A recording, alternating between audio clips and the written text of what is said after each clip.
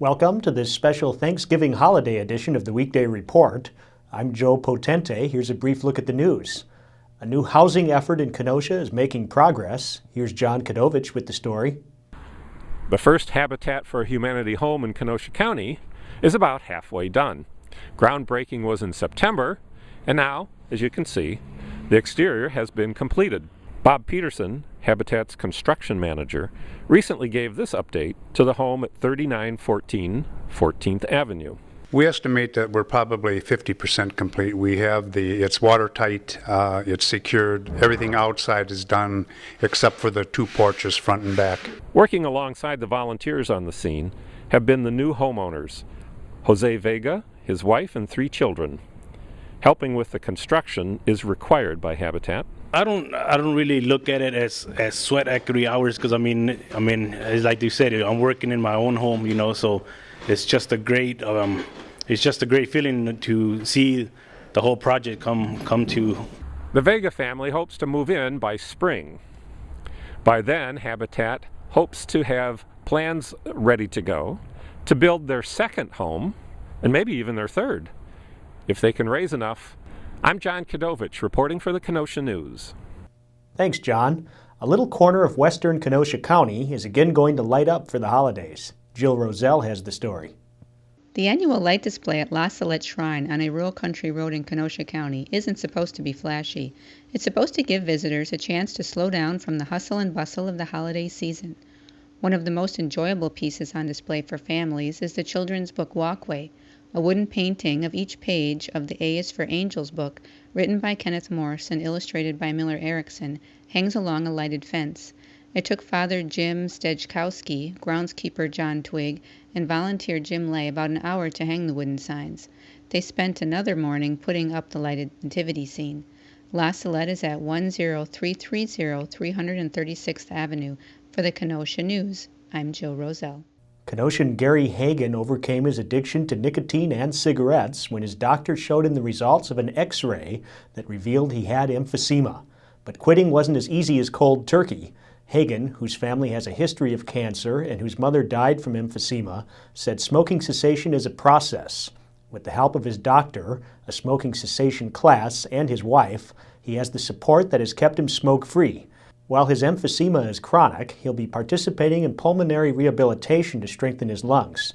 Hagen knows now that every breath is precious and says he wants to be around for his family as long as he can. 19 students and a faculty advisor worked together to put out an award-winning newspaper at Indian Trail. Deneen Smith filed this report.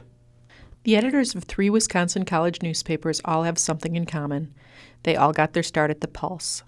The Pulse is Indian Trail High School and Academy's student newspaper. Led by teacher Jane Ryder, the paper and website is run by a student staff who do everything from write stories to shoot photos to selling the advertisements. On a recent afternoon, the 19 members of the staff were laying out the upcoming 20-page issue. Students said their experience on the paper has helped them build their writing, editing, and layout skills, and for many of them, the process has been so rewarding they plan to pursue journalism in college. Ryder said she loves watching the students build their skills through their work at the paper. When they leave high school, she said they're ahead of the game. This is Deneen Smith reporting for the Kenosha News. When Georgia Ray Mussered's violin progress began flagging 4 years ago, her mother turned to Google and started searching for a private instructor. That's how the Mussereds of Richmond, Illinois connected with Sean Drake and began crossing the border every week into Wisconsin, where Drake works with Georgia Ray, now 14, in his home in Pleasant Prairie. The change worked. Georgia Ray last month won the 2013 Illinois State Old Time Fiddle Contest. She's now gearing up for the 2014 contest, which will be held in June in Weiser, Idaho. What's trending today? What are you thankful for this Thanksgiving? Tell us on our Facebook page.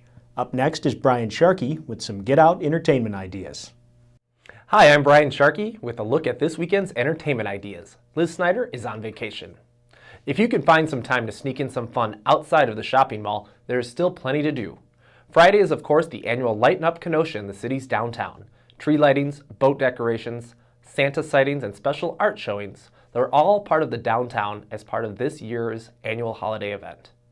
The Gallery of Trees display is up starting Saturday at the Anderson Arts Center and runs through December 7th. The event is a fundraiser for the Kemper Center, which also has the Durkee Mansion decorated for the holidays in the theme of a Victorian holiday.